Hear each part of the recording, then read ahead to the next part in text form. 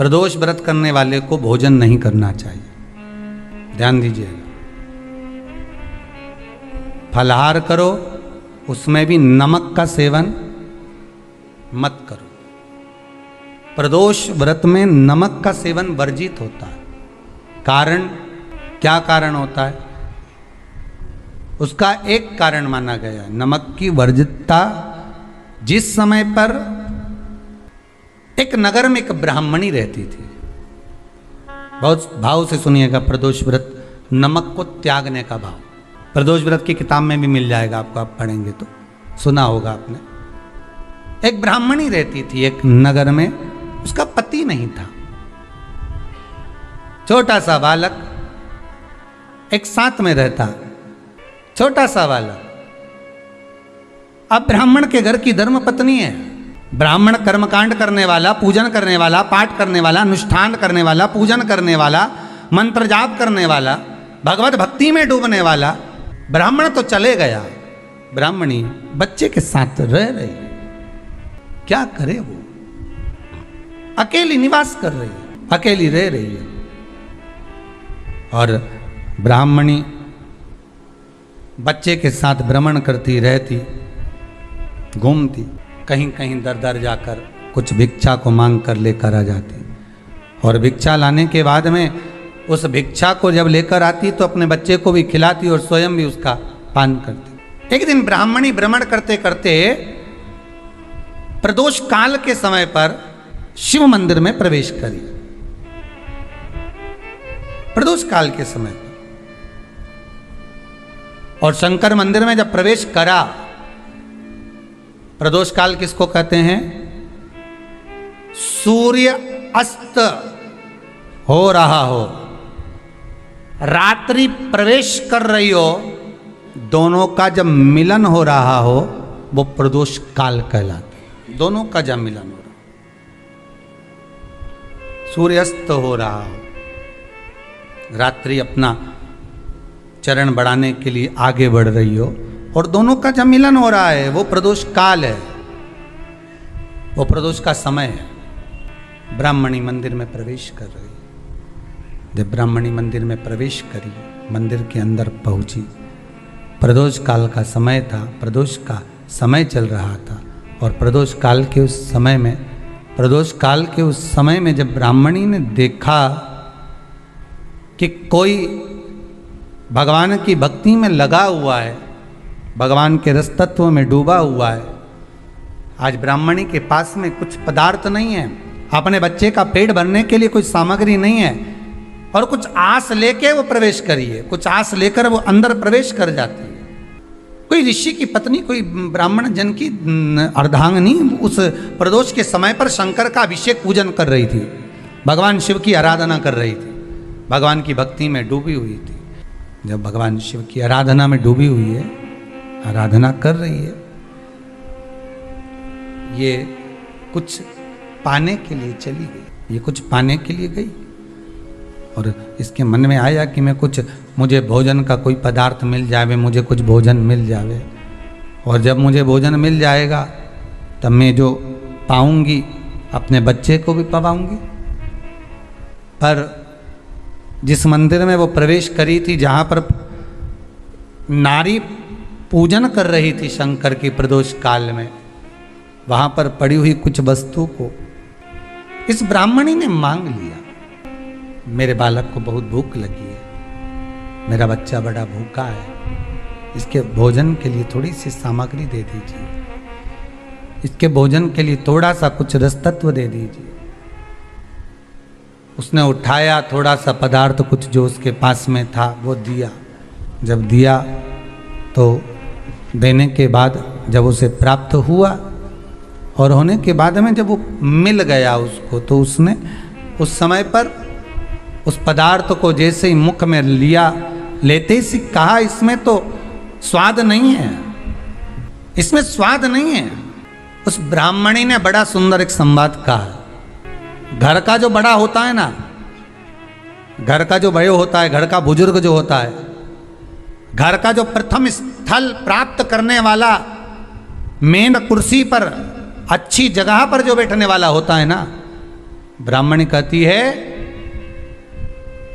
वो कभी किसी वस्तु में ऐब नहीं देखता, मिनक नहीं निकालता। समाज के अन्नकूट होते हैं, समाज के जब अन्नकूट होते हैं महाराज, समाज के जब अन्नकूट होते हैं, बड़ी बड़ी समाजों में जब कार्तिक महीने में अन्नकूट महोत्सव होते हैं, बहुत सारा प्रसाद बनता है। जो बुजुर्ग होते हैं ना, बड़े समझदार लोग होते हैं ना, तो अन्नकूट की जब प्रसाद खाने बैठते हैं ना, उसमें नमक नहीं भी होता ना तो नहीं बोलते कि इसमें नमक नहीं है।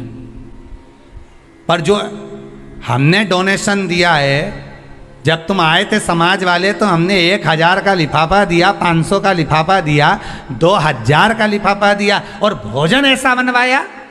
एक व्यक्ति वो जो खाकर चुपचाप चले गया और एक व्यक्ति वो जिसने प्रसाद पर उंगली उठाई।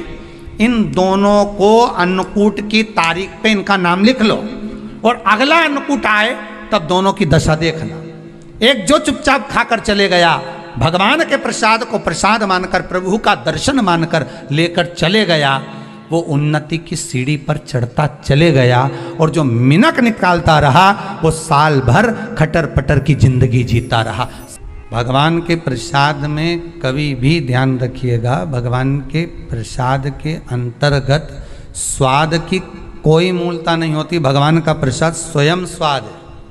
भगवान के प्रसाद में नमक नहीं देखना, मिर्ची नहीं देखना, भगवान के प्रसाद में शक्कर नहीं देखना, भगवान के प्रसाद में कुछ ये नहीं देखना कि कितना माल डला, कितना घी, कितना बादाम, कितना काजू, कितना इलायची डला। हाँ, यहाँ तक शास्त्र कहता है कि भगवान का प्रसाद अगर बन रहा है तो उसकी सुगंध भी नहीं ली जाती है महाराज। यहां तक शास्त्र कहता है। जब तक भगवान उसको पानी ले तब तक उसका सुगंध भी नहीं ली जाती। और कई कई जगह तो भगवान को प्रसाद अगर सूखा सामान हाथ में आ गया, इलायची कैसी है, मंदिर के अंदर जाने वाली है भगवान को डलने के लिए, लाओ जरा किसकी दुकान से आई इलायची बताओ, इलायची तो 25 बार सूंघा, हाँ हाँ अच्छी है, अब सूंघ लिया तो भगवान इसको स्वीकार करेगा क्या? अरे जम के तो बोलो। एक फूल तुमने बगीचे से तोड़ा और सोचा इसमें पहले मैं सूंघ लेती हूं, इसमें स्वाद है कि नहीं, इस फूल में गंध है कि नहीं, इसमें सुगंध है कि नहीं, और फूल सूंघ लिया, उसके बाद तुम भगवान को देखो, भगवान स्वीकार करेगा नहीं। कई कई घरों में तो हंडी से दाल चलाती जाए ने हाथ में डाल के। महाराज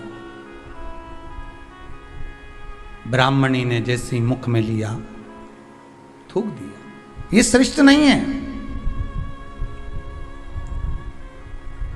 जो ऋषि की पत्नी अंदर पूजन कर रही थी प्रदोष काल, उसने कह दिया, आपका चेहरा बता रहा है कि आप ब्राह्मण की धर्म पत्नी, पर आज आप दर दर जाकर अगर भिक्षा मांग रही हो, दर दर जाकर अगर भीख मांग रही हो, दर दर जाकर भिक्षा को मांग रही हो, तो इसमें आपके पति का दोष नहीं है, दोष आपका है। क्योंकि आप भगवान के प्रसाद में भी जो स्वाद देखी थी ना, ये आपका एक जन्म का नहीं है, ये ना जाने कितने जन्म का है। ब्राह्मणी के मस्तिष्क में बैठ गया, ब्राह्मणी के उस वो कहा ना, वो बक्कल में नहीं अक्कल में बैठ गया कि ये स्वाद नहीं देखना।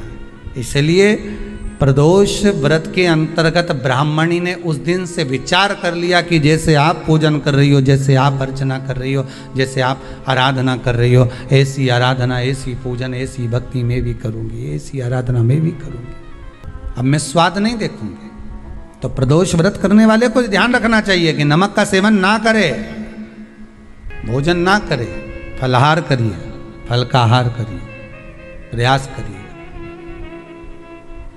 और यदि आपने व्रत का ले लिया भोजन का कि हम तो एक टाइम फलाहार करेंगे, एक टाइम भोजन करेंगे, ऐसा भी कई लोग प्रदोष ले लेते हैं, तो वो बात आपकी है, आप तक रखो, ठीक है, अपने मन तक। ठीक है, बाबा आपकी मनोकामना पूर्ण करे, वो भी भाव रखे। अरे भगवान को धन्यवाद दो कभी कभी कि तूने अच्छे घर में पैदा किया, अच्छा परिवार दिया, अच्छा पति दिया, अच्छी पत्नी दी, अच्छे बच्चे दिए, अच्छा कुटुंब दिया, घर दिया, दुकान दी, जमीन जायदाद दी, शरीर अच्छा दिया, हाथ पैर आँख नाक मुंह सब बढ़िया दिया, एक के भी निपटा के नहीं भेजा तूने। मान लो एक आध निपटा के भेज देता तो क्या झगड़ा करने ऊपर जाते? एक ही कान देता और एक गायब कर देता तो यहाँ से चिपका देता, क्या कर लेते? हाथ एक देता और एक गायब कर देता। तो क्या झगड़ा करने जाते हैं ऊपर कि मुझे ऐसा शरीर दिया? नहीं, भगवान को धन्यवाद देना कि मुझे अच्छे घर में पैदा करा, कटोरा लेके वहाँ चौराहे पे नहीं बिठाया। तूने अच्छा घर दिया, 2 समय की रोटी दे रहा है, खूब जोरदार शरीर दिया, भजन करने का मुहूर्त दिया, और बचा कुचा था तो ये सियोर वाला महाराज दे दिया, कथा सुनाने वाला। शाम के समय पर प्रदोष काल में बेलपत्री के पेड़ के नीचे, चाहे शंकर के मंदिर के दरवाजे पर या शिव मंदिर में, अगर आप प्रदोष के दिन दिया लगाते हो, सोमवार के दिन दिया लगाते हो, तो ऐसा कोई व्यक्ति नहीं जिसको मेरे देव अधिदेव महादेव मेरा विश्वनाथ भंडार नहीं भरता हो। खाली नहीं छोड़ेगा, दे देगा, भंडार भर देगा, कमी तो नहीं रख सकता, ये पक्का। पर तुम करना ही नहीं चाह, 2-4 सोमवार करो और उसके बाद के तो महाराज जी हमने तो करा था, हमको तो मिला ही नहीं। 2-1 प्रदोष करा तुमने, अरे 1 साल करो, सारे दर बदर भी तो अपन ठोकर खा कर आए, इतना साल निकाला अपन ने, और 6 महीना 3 महीना 4 महीना भगवान से निवेदन तो करो, दिल से कहो तो सरी, नी भंडार भरे तो बात दूसरी, एक बार बोलो तो। पर जगत के लोगों के सामने जाकर मत कहना, कहना तो देव अधिदेव महादेव से कहना। प्रदोष व्रत करने वाले को प्रदोष के दिन प्रयास करना चाहिए कि रात्रि के समय पर आधा घंटा, 10 मिनट, 20 मिनट जागरण करे। जागरण मतलब थोड़ा भगवान का भजन कर ले। भले 4-5 माताएं इकट्ठी नहीं हो तो अपन अकेले ही कर लो। अपन अकेले कम है क्या भाई? अपन कम पड़े, आराधना अकेले भी करो, जागरण करो।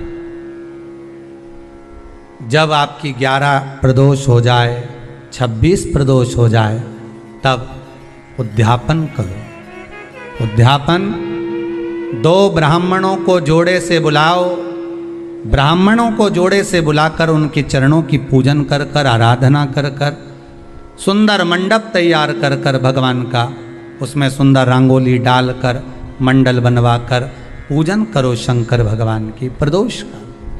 एक दिन पहले गणेश की आराधना करो, पूजन करो, और प्रदोष वाले दिन जो मंडल बनाए हैं पूजन अर्चना करने के लिए, जो स्थान दिया है उसकी आराधना करो। खीर की आहुतियाँ दीजिए 108 बार। जो ब्राह्मण आए उनके माध्यम से मंत्रों द्वारा पूजन कराकर खीर की आहुतियाँ दीजिए, शिव नाम महाराज। फिर ब्राह्मणों को जोड़े से भोजन कराकर, चरणों को नमन कर कर, दक्षिणा प्रदान कर कर, निवेदन कर कर ब्राह्मणों से कहें, हे ब्राह्मण देवता, आप हमें आशीर्वाद प्रदान करें कि जिस प्रदोष का हमने व्रत किया है उस व्रत का पुण्य फल हमें प्राप्त हो। ऐसा ब्राह्मण चरण को नमन कर कर, प्रणाम कर कर उनसे अपने मस्तक पर अक्षत छुड़वाएं। फिर नमन कर कर, भोजन कराकर विदा करें। शाम को भगवान का जागरण करें। ऐसे प्रदोष व्रत का उद्यापन कर अपने जीवन को सार्थक बनाएं। ऐसा सुंदर प्रदोष व्रत का व्याख्यान वर्णन स्कंद पुराण में करा गया। वही स्कंद पुराण का प्रदोष व्रत का वर्णन आपको शिव महापुराण के इस सुंदर संवाद में किया गया। एक दिन शाम का समय, प्रदोष का दिन, प्रदोष काल, भगवान देव अधिदेव महादेव माँ जगत जननी पार्वती जी के साथ में भ्रमण कर। देखिए, अगर प्रदोष का व्रत नहीं कर सकते, प्रदोष के दिन आप व्रत नहीं कर सकते, मान लो आपसे भूखा नहीं रहा जाए, प्रदोष का व्रत नहीं कर सकते, प्रदोष के दिन आप भूखे नहीं रह सकते, मंदिर भी नहीं जा सकते, दिया भी नहीं लगा सकते, तो शिव महापुराण की कथा कहती है कि प्रदोष के दिन, प्रदोष काल में अपने ही दरवाजे के पास देवाधिदेव महादेव का स्मरण कर कर लक्ष्मी की वृद्धि के, कार्य सिद्धि के, संपदा को प्राप्त करने के लिए आप अपने ही दरवाजे के पास में एक दीप लगा सकते हैं। कौन से दिन? प्रदोष। प्रयास करना, जब जब जिस महीने में जो प्रदोष पड़ा करे, जब प्रदोष पड़े, बन सके 1 बेलपत्र, बन सके 5 बेलपत्र, शमी पत्र, हरा मूंग बेलपत्र, एक कलश के अंदर थोड़ा सा पानी लेकर एक बेलपत्र, हरा मूंग, शमी पत्र डालकर और उसमें थोड़ा सा गुड़ डालकर भगवान शिव का स्मरण कर कर प्रदोष काल में, मान लो कोई काम आपका बहुत जरूरी है, बहुत दिनों से आप थक गए हैं, नहीं हो रहा, कर्जा बढ़ रहा है, धन नहीं आ रहा, व्यापार नहीं चढ़ रहा, या कोई समस्या बहुत प्रबल है, कोई एग्जाम में बैठ रहे हो नहीं हो रहा, परीक्षा भी दे दी है, रिजल्ट आने ही वाला है, तो भी प्रदोष काल में, प्रदोष के समय वो जल, मूंग, शमी पत्र और बेलपत्र और गुड़ का शंकर के शिवलिंग को समर्पित करना प्रारंभ कर दो। 2 या 3 प्रदोष करोगे, बाबा आपकी मनोकामना शीघ्र पूर्ण कर देगा।